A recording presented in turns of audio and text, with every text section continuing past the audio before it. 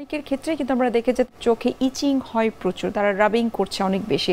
এটার বিশেষ কোনো কারণ রয়েছে কিনা? এইটা মেইনলি হয় গিয়ে ধুলাবালি, ডাস্ট এইসব থেকে হয় বেশি। এখান থেকে অ্যালার্জি হয়, চোখে অ্যালার্জি হয়। এবং বাচ্চাদের ক্ষেত্রে অনেকগুলি হয়, এগুলিতে আসেই। এছাড়াও ওদের মানে খুব অ্যালার্জিটা খুব বেশি হয়, একদম চোখ ফুলে ওঠে, চোখের সাদা অংশ এবং কালো অংশের যে জাংশন এটা একদম ফুলে ওঠে, জেলিটিনাস একটা ইসের মাছের মতো চলে আসে, এবং ওই অ্যালার্জিটা খুব বেশি।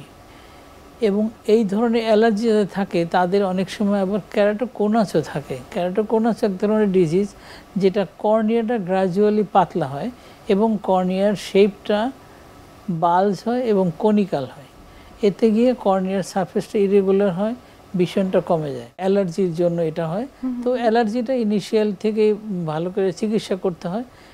অ্যালার্জির ওষুধের মধ্যে সবাই লেখে অ্যালার্জির ওষুধটা 1 ফোঁটা করে দিনে 2 বার।